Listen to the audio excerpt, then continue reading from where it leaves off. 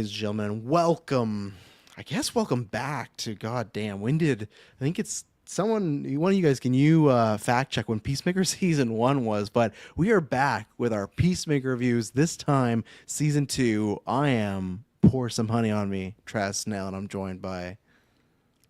I'm the bar fighter, Kirkland Patzer. I'm the party, Taylor Field.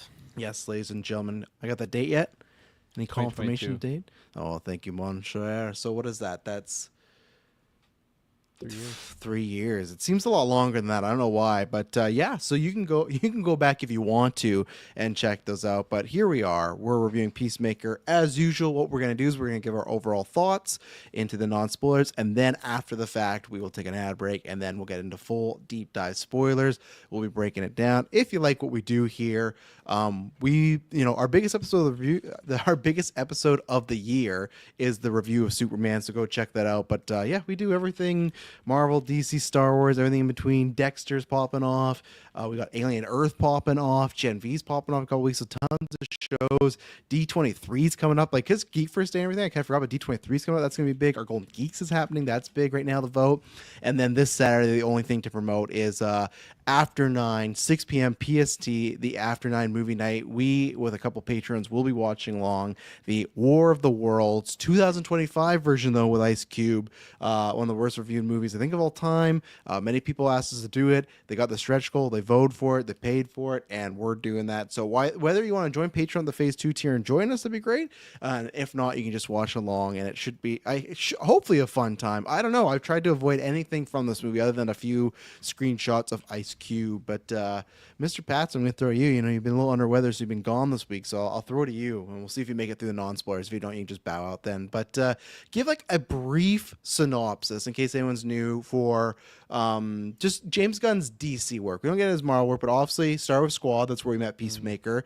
We got Peacemaker season 1, which obviously, again, these are going to be broad thoughts because those reviews were 3 years ago. And then you can give, I don't know, like a cliff notes of what you feel about Superman. But yeah, what do you think about his work? And then what do you think about the debut of season 2 of Peacemaker here? I thought you were gonna ask me what I think about him just as a person. Yeah, what do you think about his tweets from a couple of years ago? My James Gunn DCU experience, I feel like it's been pretty positive for the most part. I really liked the Suicide Squad movie and Peacemaker season 1, although it wasn't like 10 out of 10 for me. I think a lot of the humor hit. I really enjoyed John Cena and just everything just the total vibe of what that first season was really clicking for me. And then Superman, very positive on. So, and then can't forget Creature Commandos, which I really enjoyed. Oh, so. Right. I forgot about that show. That is James Gunn as well. That. Good catch there, yeah. Unless I'm forgetting one, I feel like all of those have been very positive for me. So it's been it's pretty good. Been a pretty good track record so far with the James Gunn DCU for me. Season 2 of Peacemaker, I didn't have the most hype for this one leading up to it. I just feel like the first teaser trailer or regular trailer, I can't remember which one it was now. The regular trailer showed the multiverse stuff, which I think you were kind of, because I remember I was high on that, and you're like, not so much the multiverse stuff, just you weren't as high on the trailer as I was at that time. So. Yeah, I think my excitement kind of peaked with that first teaser then. So when we got the first trailer, not as much, but I'm still looking forward to the show as a whole. I'm expecting to just have a good time with the comedy and some good music. I feel like a lot of the music in season 1, it's not necessarily my cup of tea or my bag, not that I don't like the music, it's just not necessarily stuff I listen to at my own day to day. And even in this first episode, I feel like there's a lot of new music that it's not new music, new to me music that I haven't really heard before, and I was vibing with it. And overall, I really enjoyed this episode. I thought it was a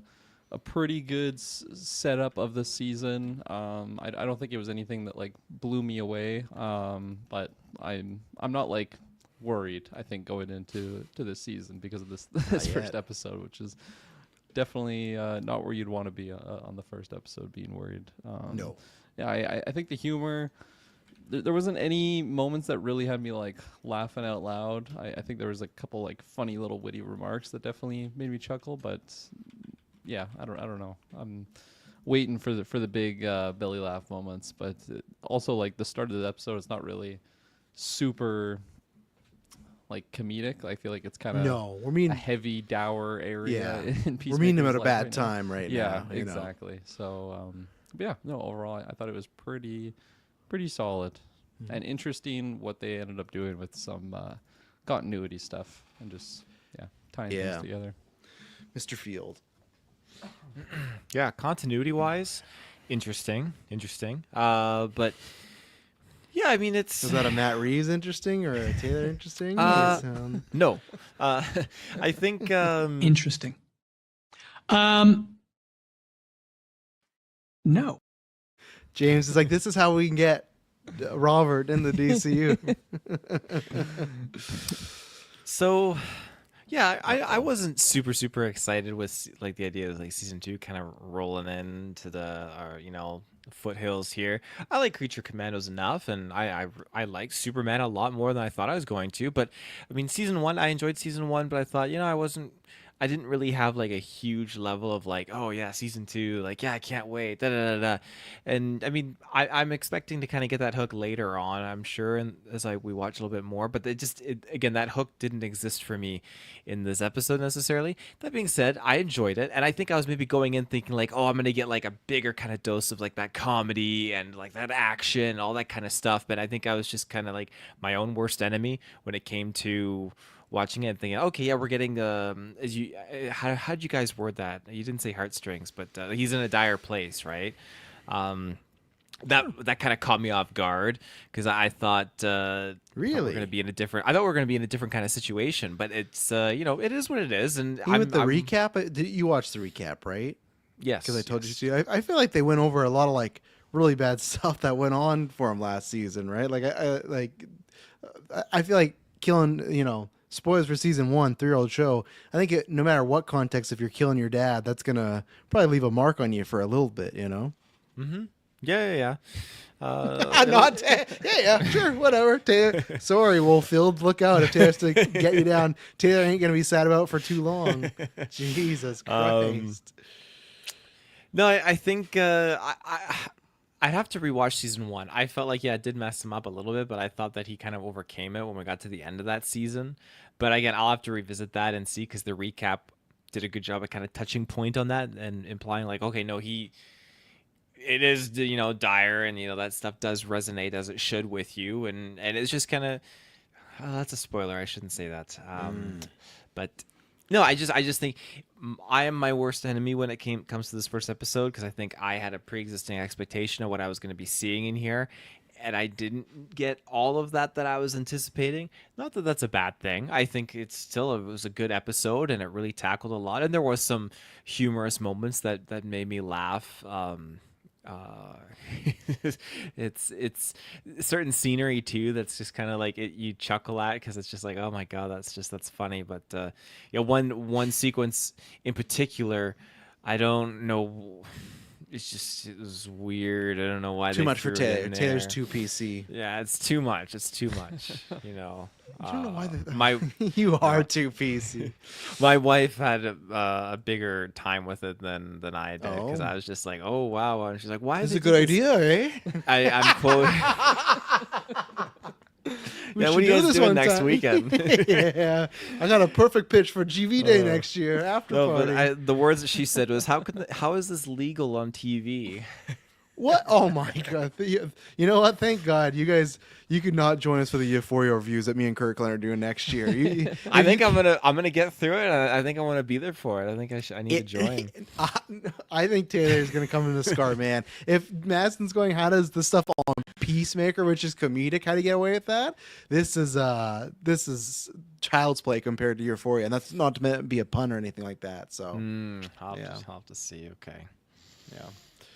anything else? That's it. That's it. Yeah. So for me in DC, like the Marvel stuff, I all love. The DC stuff, I'm pretty strong on for the most part. I think out of this, I'm the smallest in this room. I'm the least amount of a fan of Superman. Like I like it, but I did not enjoy it as much as you guys. So there's that. Suicide Squad, same thing, where I didn't enjoy it as much as I was hoping. I liked it. I gave it like an 8, 7.5 out of 10. I think it was an 8, but I've actually never watched it twice, and then Creature Commandos I never finished. So I don't think anything's bad per se for the James Gunn DC stuff, but I've said this before where I think what I did like about his Marvel stuff was James Gunn would kind of, he would take the kind of formula and very machine route sometimes of the MCU and put his own style to it, and I think that helped the MCU, but I think they also reeled him in, where Suicide Squad, but especially now, co-CEO of DC Studios, there's nobody reining him in, and especially this episode, there's no one reining him in, right? But I guess I should say that Peacemaker was a surprise, because I remember when they announced it after Suicide Squad, I liked John Cena, and I ended up really liking that character, but I still thought, okay, what are we doing with the show? And I think that show I liked, and then I don't know if I can say loved, but really, really enjoyed by the time we got to the end of it. So for this one, my hype was I really liked that last trailer, so that got me there. But because it has been 3 years, it just felt like, man, it was almost just non-existent, right? I wasn't like every day like, oh, when's Peacemaker coming out? It's not like when we get the Batman 2 where it's like, okay, it's been 5 years, but that's my guy and that's what we want a sequel for. This like, okay, cool, we'll get more. And I think once the episode started going, I'm like, okay, I did miss this character in this world specifically, because again, I like Gunn's humor and his Gunnisms in this type of stuff with the weirdo characters, the side characters. When it happens with super shit and everything, that's where I'm like, it just sometimes clashes. Where here, like Peacemaker, Star-Lord, perfect James Gunn characters, and this again, and it's funny because reviews when they came out a couple weeks ago say like, oh, it starts a little slow, but then it picks up. If it starts slow and it picks up, then this is great, because I loved this episode. Now, this is not like, oh, this is one of the best episodes I've ever seen. No, but I just had a really good time. I had some laughs in there. I like where all the characters are. I said this when we saw the trailer, but I like the arc of Peacemaker has hit rock bottom and he wants to do something different with his life, but because the way it's like a cry wolf scenario, right? Because the way he's been acting for his whole time he's been Peacemaker, no one trusts this guy, no one respects this guy, no one likes this guy. So that's this thing where it's like, what do you do when you've done heroic things, but you've gone about it all the wrong way, but you want the respect of a hero? And that's where I'm enjoying this. And then obviously there's some multiverse stuff that I'm very much enjoying. So yeah, this episode just flew by and I'm very excited for next week. So for me, this was a strong start. Like if this continues this quality, this will be my favorite James Gunn kind of DC thing. And I will talk about first thing in spoilers, but how they changed and got us into the DCU, I thought was pretty perfect. For years of talking about it and thinking, oh, what they're gonna do, just a very just smart, clever way, because there's another way they could have done it, but this way they did it, I was all bored. So yeah, no, I really enjoy this episode, so I'm happy Peacemaker's back. And everyone's good in the show, but John Cena is a delight as in this show, man. Just this like somewhat lovable asshole. Like you do love him now, but he's just such a piece of shit. And I think it's because we all probably have friends, whether it's now or at some point in our life we've had, that are like this, where not only the most trustworthy guy, but you're kind of always rooting for them. But yeah, I very much enjoy this. So let's get into spoilers because there's lots to talk about. Do you guys have anything else to talk about before we get there? Nope. Okay, so we'll be right back. So if you've not seen the show, then bow out, come back a little bit later, take our first ad break, and we'll be right back. And we are back. So yeah, let's get in that right off the hop. First 2 minutes and 30 seconds, they reveal what they're going to do. So one thing I caught on, which Gunn has talked about this before, it's been a very confusing thing to say, but I think showing it works better. And at the end of the day, I don't know about majority, but I'm going to say majority of people that watch this probably don't really care, right? They're just going to think of Peacemaker season 1, be like, yeah, I guess that's like canon to what's happening to Superman, right? They're not going to really dissect it. But for us, the fans, and even like Gunn said, some stuff that happened in Suicide Squad and Peacemaker's canon, some stuff is not. And that's very confusing when you hear it that way. But then they do a previously on. But what they did is they did not do previously on Peacemaker. They did previously on the DCU, which I thought was very smart, because it's showing, okay, in this next 2.5 minutes, the stuff you're seeing, that's the stuff that's canon from that show. Everything else, throw away, or maybe they'll mention it, but that's the stuff. And it's like, okay, that's really smart. And they hit and all the beats with him being a loser, his dad trying to, the Waller stuff, all the big beats from that show still play on and work. But then we get near the end of that, and it's, I can't remember the girl's name, but Waller's daughter's on the phone and says like, oh, someone should call the Justice Gang. And I thought, oh, like that's a fun, clever, like just ADR, get it in there. And then we get the scene. If people don't remember, season 1, Chris saves the world and he's walking out and he has hardcore, and then calls the Justice League a bunch of fuckers, right? Same thing happens, call them a bunch of fuckers, but when the camera flips this time, all the Snyderverse people are gone. They've reshot the scene, and it's the fucking Justice Gang with Superman and Supergirl, which was fucking. That's Superman. I was like, I guess he could be here. He's kind of friends with Justice Gang, but having Supergirl there is very interesting. And you know what's great? Before with Peacemaker, when he did that in season 1, it's like, well, what's ever gonna come of this, right? He's just James Gunn. He's making a project. The good thing now, and there's other stuff in this episode I have in my notes for canon stuff, that now that it's fucking James Gunn, the like runner of all this, we know like, oh, Supergirl being here might actually mean something in the future. It's not just like a old DCU or DCU where it's just like, they're throwing shit at the wall and we'll see what sticks, you know? So I absolutely love that. I think I liked it more than them just being like, getting in the show and then be like, hey, remember that time with the Justice Gang? And then they went back. I'm actually like that. It just went literally on the recap. So says Superman, Supergirl, where's the dog? I feel like you wouldn't want to bring them on that mission yet, maybe. And we don't know what was the timeline, right? So maybe Crypto's somewhere else. Maybe Crypto's dead or wasn't found at that point. Not dead, I guess it's in the past. But Kirk, what did you feel about the getting us into the Peacemaker into the DCU now? Yeah, no, I absolutely loved it. I kind of had to do a rewind and like halfway through I had to restart it because I just felt like I was being gaslit by James Gunn here. It's like I'm like, that is not how that scene went, and I like especially when it went to just the silhouettes of the Justice Gang. Like the Hawk girl was the first one that stood out. Me too, because because those wings. Yeah, and then that's when I had to rewind because I'm like, isn't like Gal supposed to be there? The other character and Ezra. So yeah, no, I thought it was a really fun and clever way of doing it, especially like you said, just having Peacemaker narrating of like previously on the DCU, and then it's like, oh, okay, this is just what we're playing with here, and fuck, the guy that the captain of the ship is the one making the call, so I guess we can actually believe this. I actually didn't even notice Supergirl until you mentioned it just now. I didn't pause on that frame of inspecting all the characters. She's there on so the right, yeah. That's pretty cool. Yeah, no, I'm pretty content with the way that was done. And you know what's funny too is because there's going to be a huge percentage of people that watch that aren't in the know, that just the gaslight will work. They'll watch and make, right, that's what happened. Because even not even the silhouettes, they had scenes of Guy Gardner and Hawkgirl talking, you know? So it's like, yeah, it's interesting. But Taylor, yeah, what did you think about how we got in the DCU here with Peacemaker? It was super, super sly and subtle. I mean, I'm at the same point you guys were, where it's like, what? And you focus on Hawkgirl's wings. That's the main thing.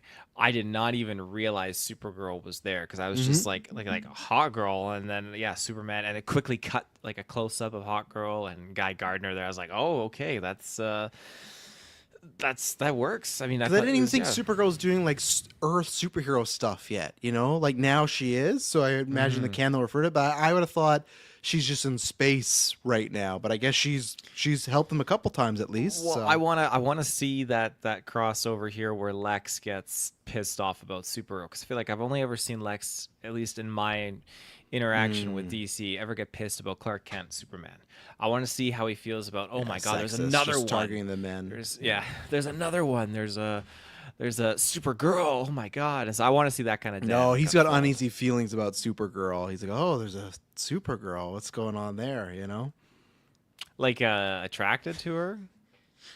Yeah. What else? What other? So if Superman's filming his hate, what do you think I would be inferring there? What else? What else? I want to hear this. Spite, jealousy. I think those are all still in the same category as what he's feeling with Superman here. But I will bring it up because I do have it over here. The DCU has been rewritten. Here's the scene right here, comparison of the two. Yeah, but there they are. So yeah, it just looks so funny. Like in hindsight, know what we know now. Absolutely, right? The fact that this has even happened, but yeah, no. So that's it right there. That is there's the change. And you even got fucking Mr. Terrific on the left floating in this fucking stupid chair, you know. But yeah, so there you go. It's gone. R.I.P. You know, Snyderverse and stuff. Taylor didn't tune in John Cryer as Lex and Supergirl. No, I don't think you've.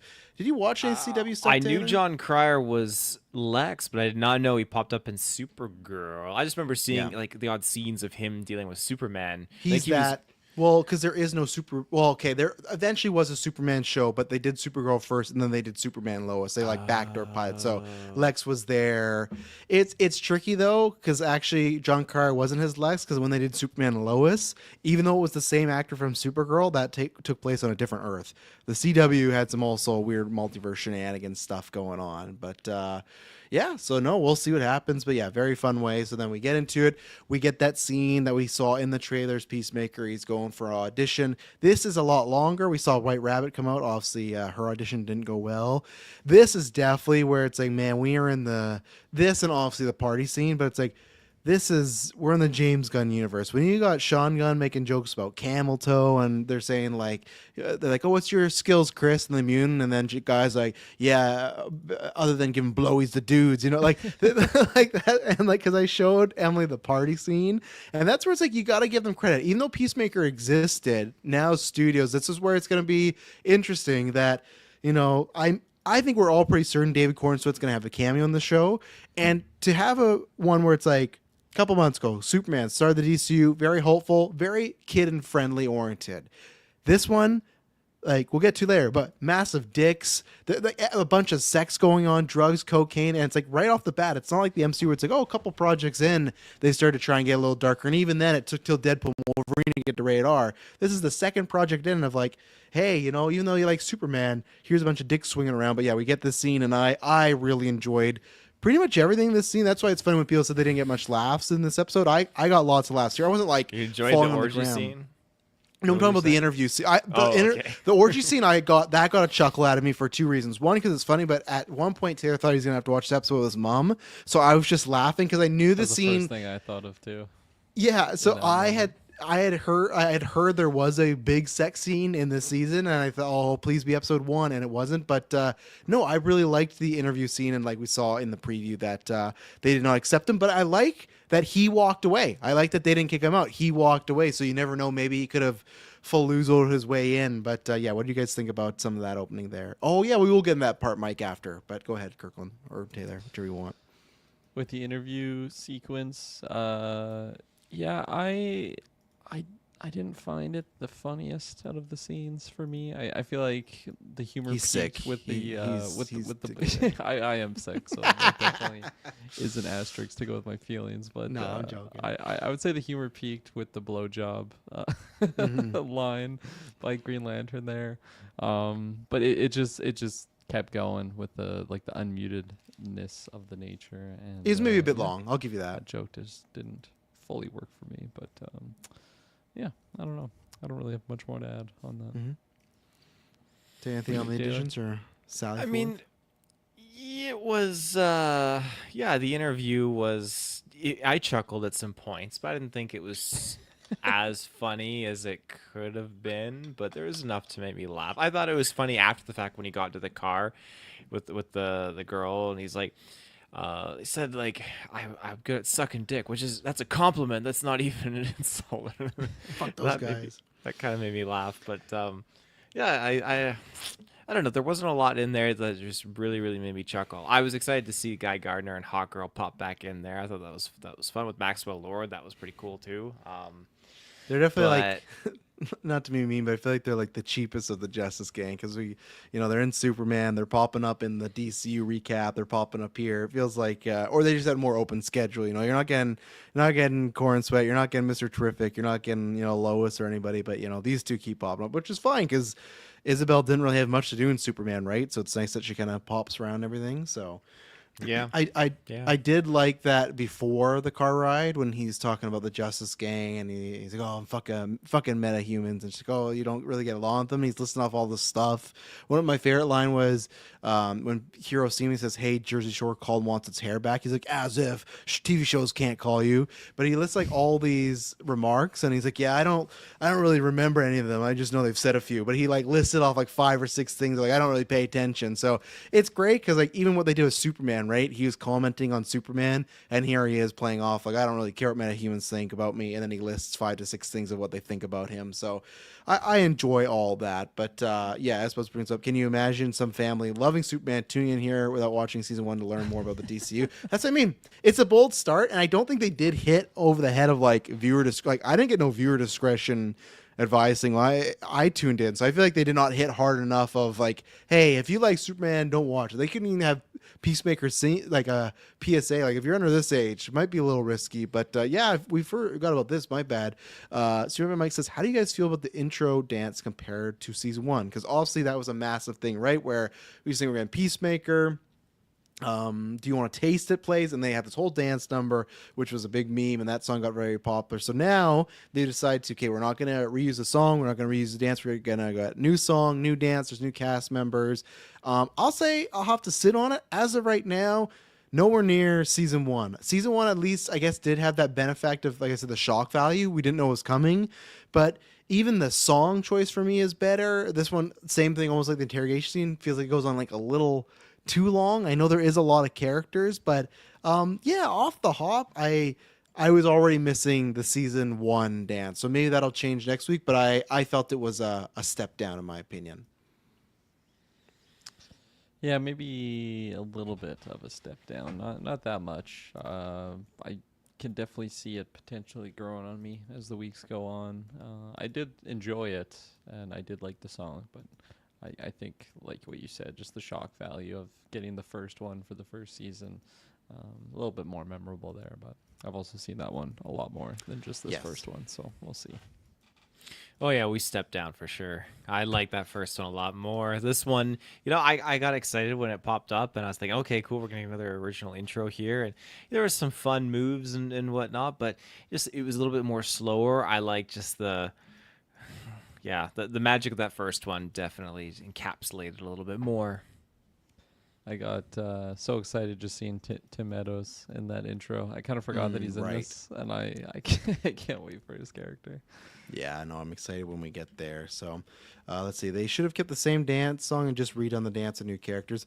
I agree. I think the song was the weirdest part, because to me, that was like the theme song of the show. So to do a whole new song, I didn't understand that. So I guess if we get more seasons, this will happen. But yeah, maybe they could do a throwback in season 3 goes back to that. But anyway, so at the other end, I guess we'll kind of put this all together because I don't have much on Harcourt. We'll talk about her with Peacemaker. We see what's going on with her. She's getting some sort of valuation.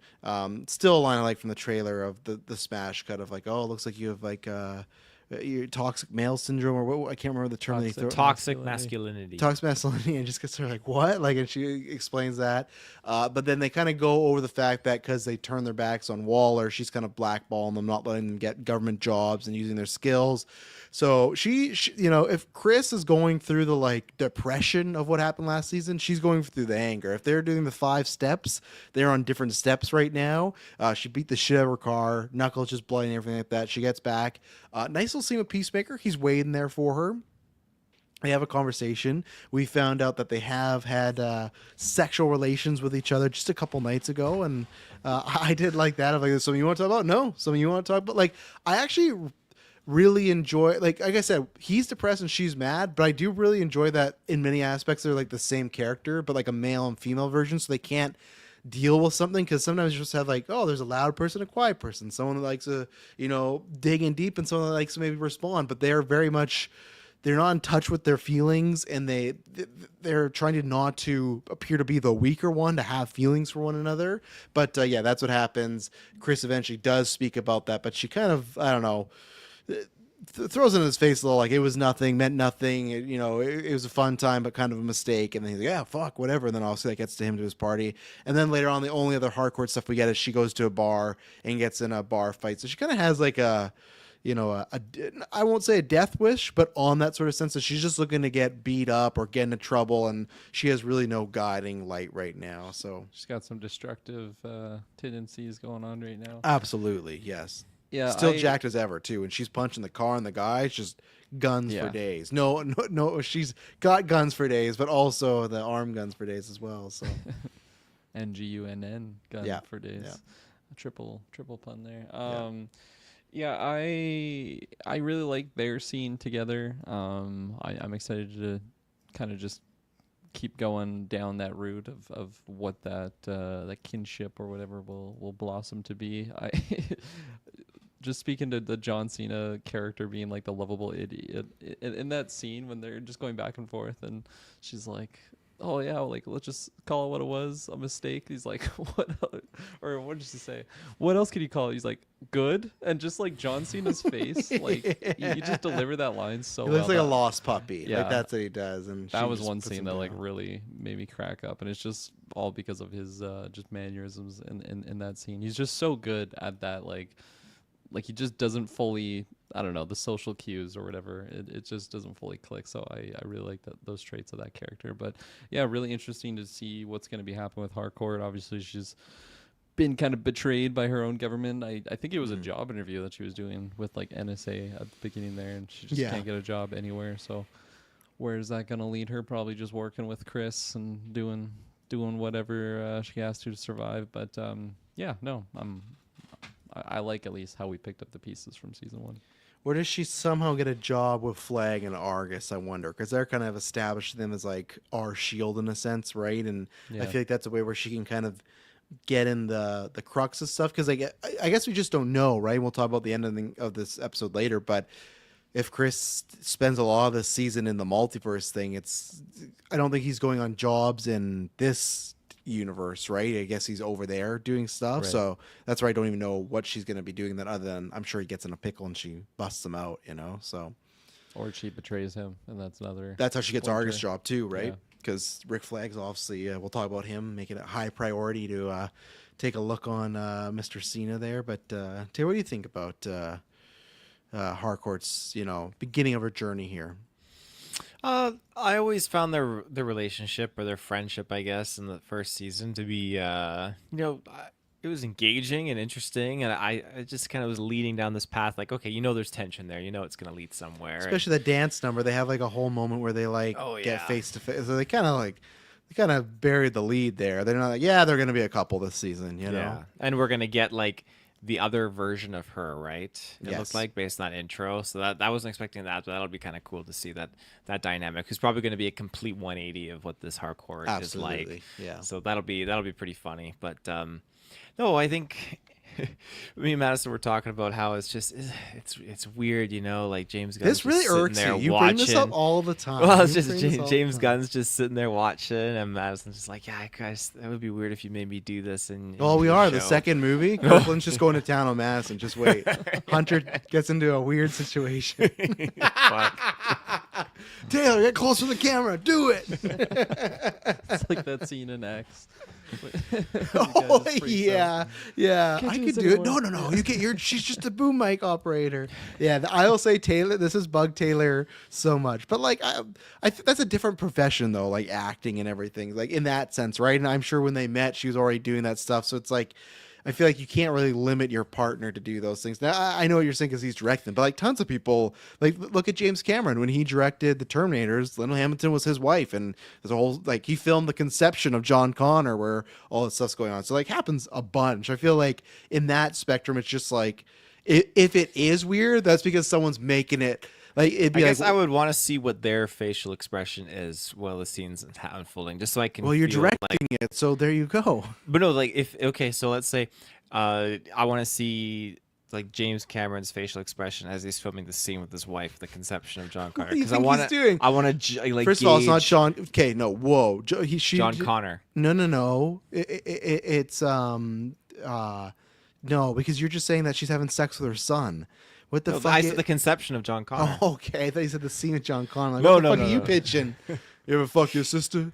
But what do you think the scene is? Him just yelling like, "Stop, Michael Bean, stop!" Like he told Michael Bean to do those things to his wife. No, I don't. I'm not expecting it like that. I want to see what if he's got a stoic look and he's like a creative composure, or if he's like licking his lips, like, yeah, let's go. Okay, first of all, there's a set, multiple. These usually have sets of multiple people, dozens of people. I think if they were to look over and James Gunn's licking his lips, there's a lot of people that aren't going to be working with James Gunn in the future. But what can they do? They're all his friends. He hires. They do their well. Then you gotta get some new friends, I guess.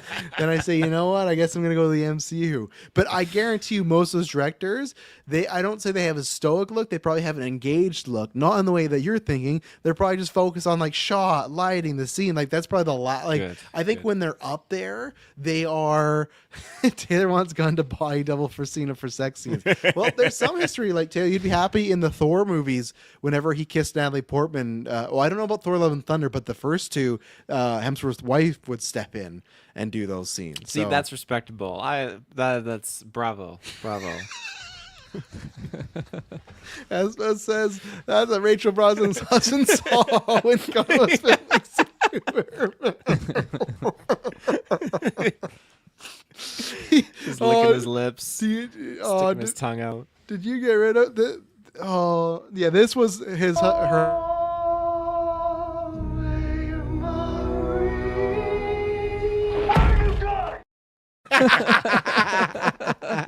He was passing that moment like, yeah, Rachel's husband, just go watch the lobby over there. What have you done? Don't do it. So I don't think it's weird at all. I think that's just like that's the form. It's no different, but you'll have to. I think more is coming, Taylor. So you're gonna be thinking about that every time. But Oh, nice. so oh, nice. But yeah, anything more on her journey this episode? No. Nope. Okay, so then we didn't get too many updates on the other characters. Waller's daughter just drove Chris around, so that's cool. Vigilante, But she's single now, right? Like her partner's out. which I found was weird because they kind of implied because like she couldn't get a job or pull her weight, but it's like, well, that's not her fault. Like her mom's doing a hit on all these people that like screwed over. It's not like she's sitting around being lazy, right? It's like you've been blackballed. So, which was kind of weird too, because in the recap they showed her kissing with that girl. So I thought, okay, that's like a big point. Maybe they will get back together. But I thought it was weird to show us in the recap, look, happy couple, to off screen. Yeah, it's over right now, and we broke up. So I don't know what's gonna happen there. Vigilante's just working at some food shack, and I'm Vigilante's the one I'm always 50-50 with, because I feel like there's stuff he does that I really like, and there's stuff that I don't. The whole like fuck nuts, fuck next thing I didn't like, but the scene, this is like a tribute to the actor and the writing. As the line I really did like though, they're arguing and he's like, but I'm your friend. I went to your wedding. He's like, you were fucking invited. For some reason that got me, of just like him showing up to the wedding and you like hanging that over. I'm like, I was at your wedding. So yeah, we'll see what happens with Vigilante. But yeah, he's just working at some restaurant. And then John Osmosis, is it Osmosis or what the fuck is his last name? No, what the Economist. Economist. Yeah, no wonder I couldn't remember that. Terrible name. He is working with Argus. So unlike the other people who have been blackballed from these government jobs or even like underground suicide squads or whatnot, John, he's still there working. He even said like they've put him on this Argus Chris like Peacemaker task mission, but he doesn't want to. I like when all his daughters like, oh, he's your friend. Well, I wouldn't go that far, but I don't want to fuck the guy over. But then at the same time, you don't want to give him too much info because Peacemaker could be done. But then at the same time, you could lose your job. So I think that's I like that as a good push and pull if he's trying to keep his job, but he has some people he cares about. I'm gonna try and get Waller's daughter's name so I can stop calling that. But what do we think about? What is it? Leota. Leota?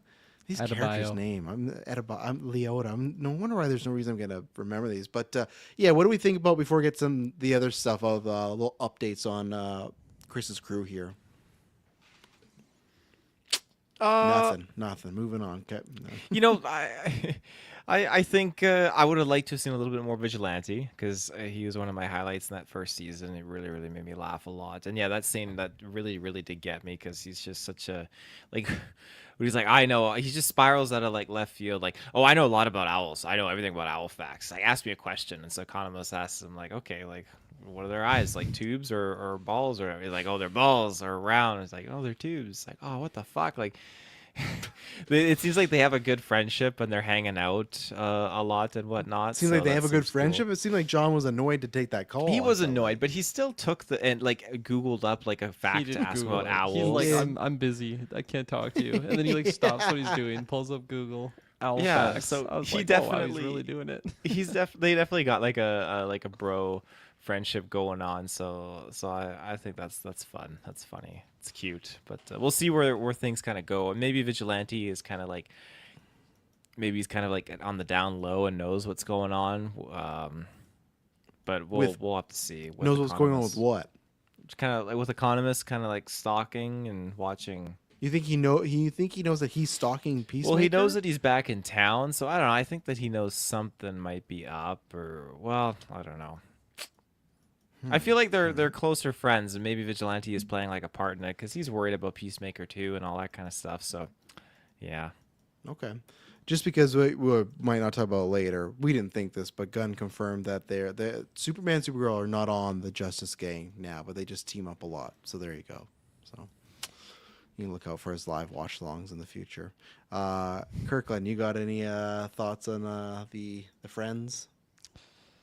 I wanted a little bit more vigilante. Yeah. Yep. There you go. Nice. Let's take our last ad break and then we'll be right back.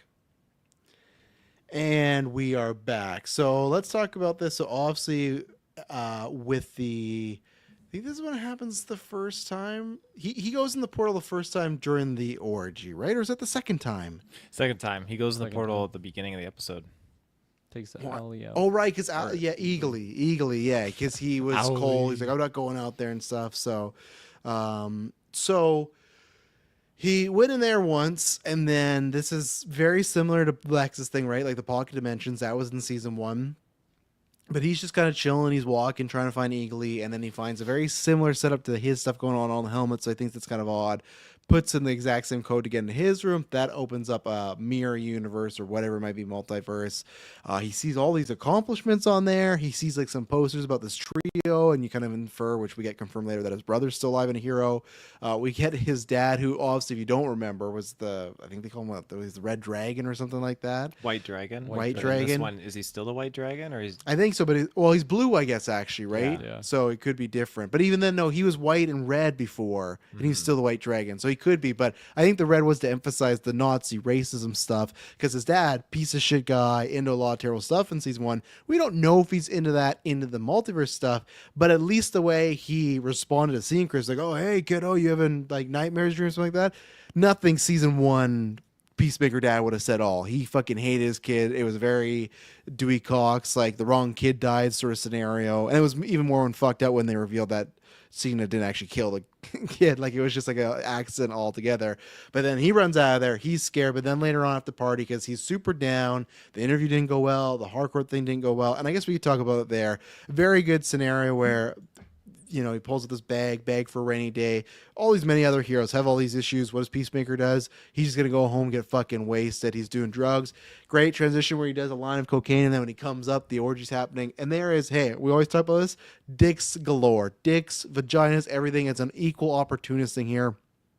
Lots of great stuff going on. There's one sex position that I really like was some guy had one girl bent over, and then the other girl was standing up. The girl's bent over, and then one girl's also riding him. So I'm not sure what that's meaning. If he has a big dick, she's just grinding on him. But it was great. They were just going around the room and all these just different scenarios. It wasn't just like an orgy, like kind of half naked people.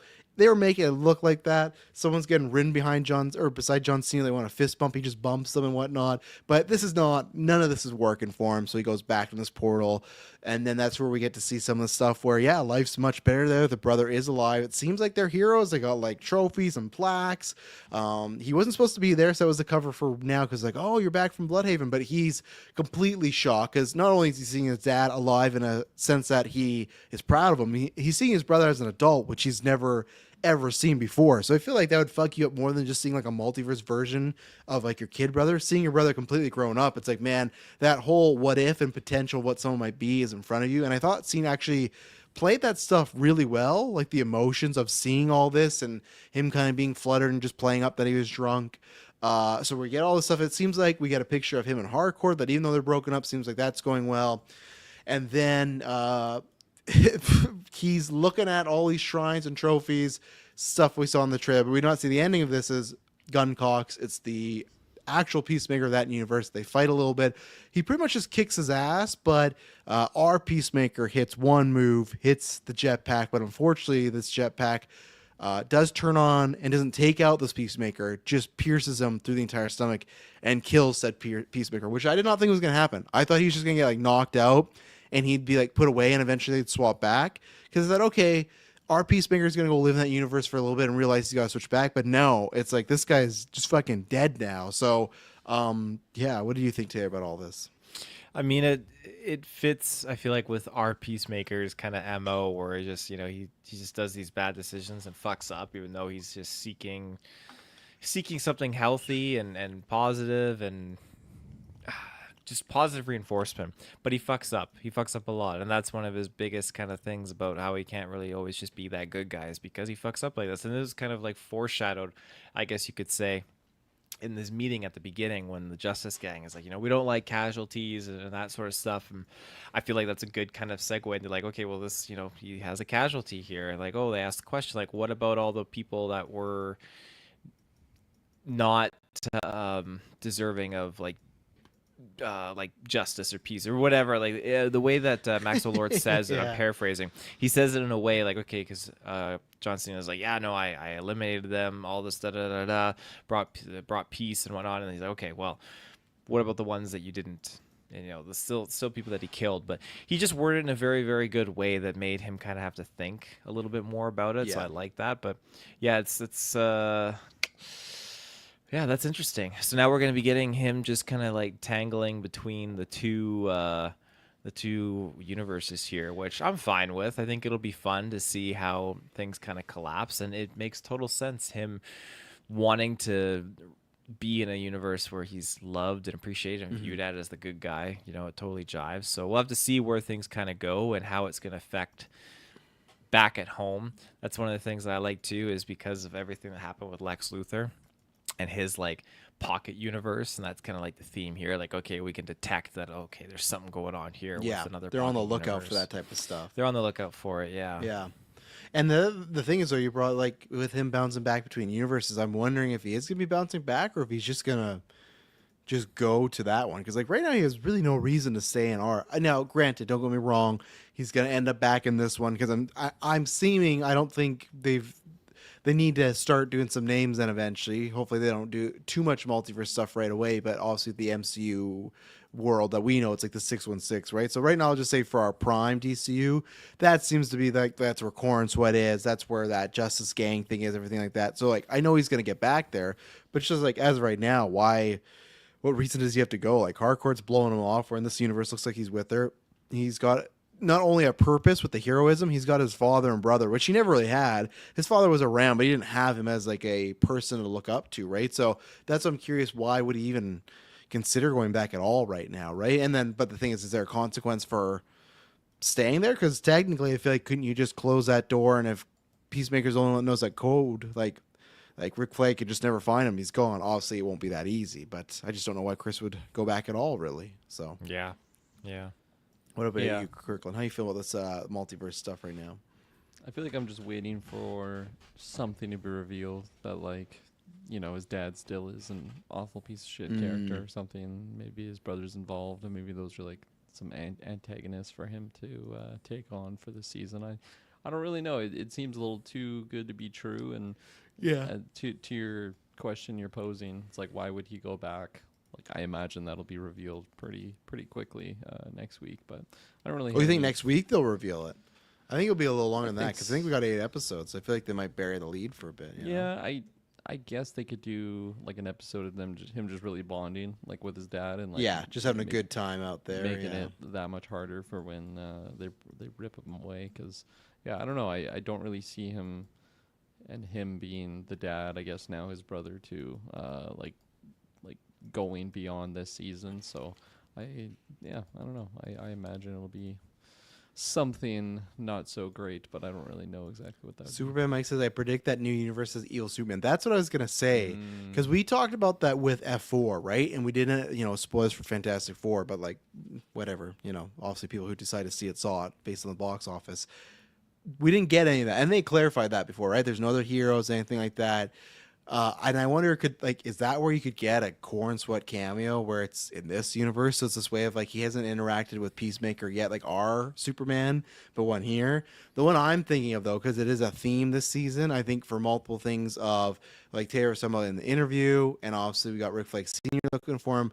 I would be really down if they had Joel Kinnaman back as Rick Flag in this universe to see what was going on, like to kind of come to terms with that a little bit, because that's one of those people that he killed that does not fit the deserve to meet justice and everything like that. That's a guy who was doing his mission and Peacemaker was listening to orders from Waller and he took him out, and that started the I guess descent, but really the ascension for Peacemaker, right? Because after he killed Rick Flag, he kind of realized that was a mistake and he was in the wrong side of history. So I would love and we didn't talk about that, but that's why Rick Flag at first was just watching Peacemaker because he's just looking for a reason to get his son's killer like dead to rights somehow.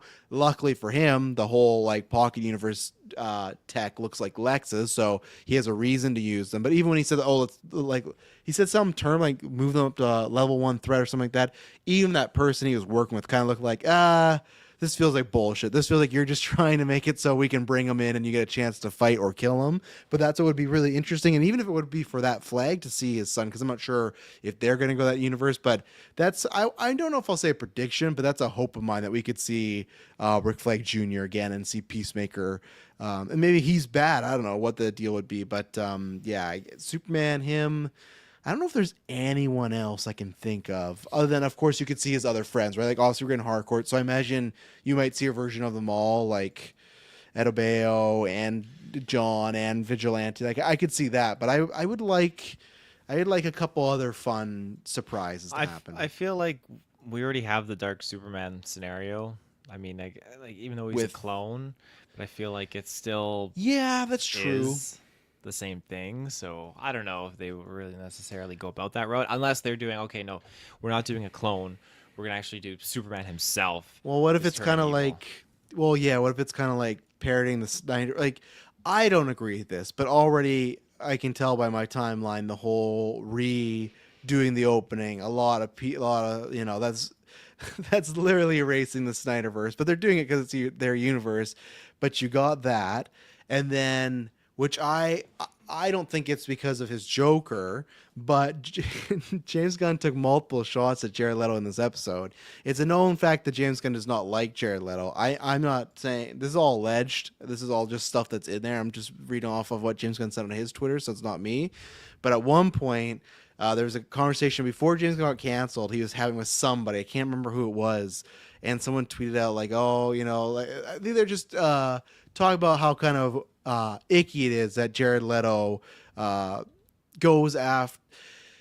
I'll just paraphrase that it was Jared Leto is messaging very young models just, to see, I guess, what's up, right? And the person that tweeted that said like 16-year-old models. And James Gunn under that tweet commented and said, "Oh, he goes as old as 16 on the internet," implying that in person he does some things that are, approaching ladies that are even younger than 16. So we knew with Suicide Squad that was never happening. But I just love that in this one, you both have Harcourt and Peacemaker multiple times. Like, I could never be a 30 Seconds to Mars. Like, John Cena's like, "Yeah, remember that band I was in for a week? That was better than 30 Seconds to Mars." So, and if people don't know, that's Jared Leto's band. So I love that. It's just like between the opening and then between him taking shots at Jared Leto, I definitely feel like those very crazy Snyder fans are just fucking just running in the room right now, looking like Hereditary, just losing it. But hey, I'm not a fan of Jared Leto, so anybody that takes shots at Jared Leto is I'm a fan of. But I don't think we're seeing him. Maybe he'll be evil, but that's where you could get evil Superman. What if that's just to like kind of make a little fun of like Cavill, right? I don't think they're gonna do it. I think Gunn's smart enough not to go that far. So you're gonna get a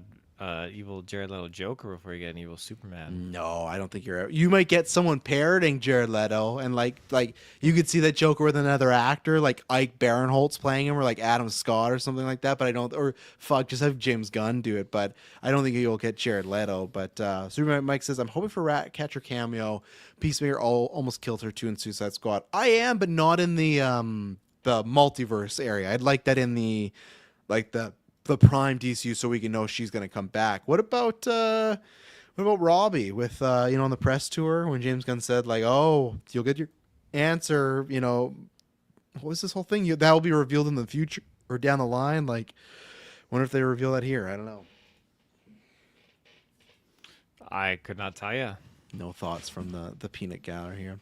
Let's see. I'm trying to think if there's anything else.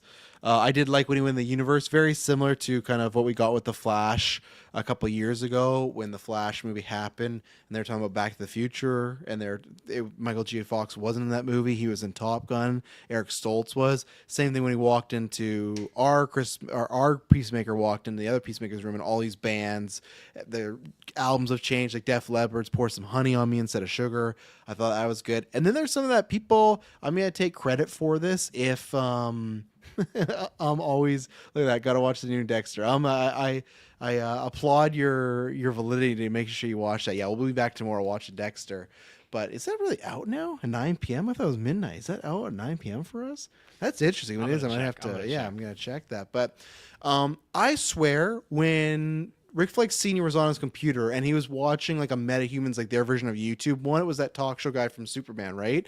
But I was looking at the thumbnails on the right. There was enough, like nothing crazy, like crime investigate, blah, blah, blah. But I swear the fourth one down, there was a head cut off, the top of the head, the forehead, and it looked like a fucking Batman cowl. I swear.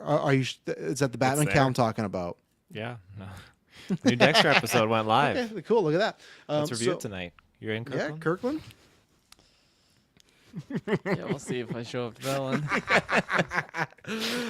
But anyway, so I swear someone, if they can back me up in the future or later on next week when you see a bunch of YouTubers like, this looks like Batman cowl, I swear it was looking like Batman's cowl, just like a 25% of it. Not enough for me to say for sure, but it looked like the forehead, and I swear, and it was only like one of the pokey thing, but I swear it was there. So just, look out for that. I'm not saying. Do you have a still? I want to find this. Well, I don't think I can share. Can I screen share a Crave and us not completely get taken down? I feel like that's gonna black out the screen, right?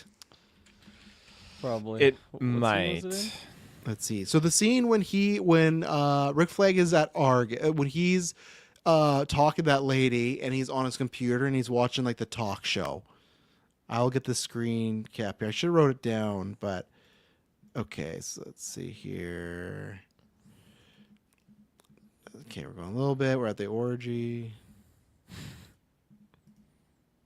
Okay.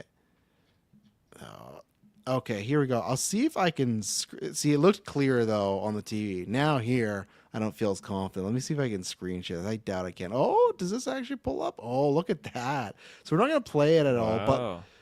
if you full screen that bottom right, and they don't go down anymore. I'm gonna put my brightness up. They don't go down anymore. But if you look at it on your TV, in my opinion, it looks like a top of a cow. I know right here actually does not look like anything, but I'm telling you, on my TV, when it was blown up, it looked like a cow. And it just the fact that that's the one that's cut off. I don't know. Just saying. Batman in daytime. Well, maybe that's a great. Maybe he's on trial or something. I don't know. I definitely would put that in your favor, though. I don't think like there's anything that's just out in there for the hell of it. I think like all these pages and when there's like news articles and stuff like that, it just pulls my focus because it's like I don't really pause and like scan it all, but when it just pops up, it gets me excited because these are customized pages, right? So Yeah. it's gonna have a bunch. It's like going into Daredevil or not Daredevil. What's the name of the reporter who trained the lady? Ben Urich. Yeah, when you look in his office, newspaper articles all over his wall from that world, and it's just Yeah. cool world building. And like to me, that one where it says new details emerge on widening investigation, the next DCU show is Green Lantern, and they've said it's about them being like detectives, right? So to me, that's what that is up there. I think Espubs says he doesn't think that's the same report from Superman. I think that is the same guy, right? That was. I don't want to hit. Maybe I can mute and hit play, but I thought it was the same. Like it. That's. Hold on. I thought that's the same guy from Wet Hot American Summer. I'm pretty sure. I can't remember. I'll trust your judgment though. No, we're gonna stay online till midnight till we figure this out. So hang on. But no, it's gonna take one search. I swear it's the same guy. Let's see here. Anything else in this episode before I find this guy? We're in the closing thoughts here. Got anything, Kirkland? Yeah, you do. It is the same guy. It's Michael Ian Black, by the way. He plays Clevis Thornwaite. So there you go. Clevis. Suck it, Bubs. Suck it. Get ready next month. Take you down the draft or take you in G mode again. You know. Get ready. I 3-0. like the Peacemaker 2's little ninja stars devices. Oh, that he yeah, launches out. magic Those stars, are I think you fucking call them? Brutal. Yeah. It just digs into his spine. Just yeah, I'm up and excited to down, up and see down. Yeah. Hopefully some more helmet artillery, whatever variations this season, because we got a lot. Anything else, Taylor? No, I'm out. There you go. Well, he's out. Kirkland's out. I'm out. We'll be back next week for Peacemaker episode 2. And we promise you it won't be boring.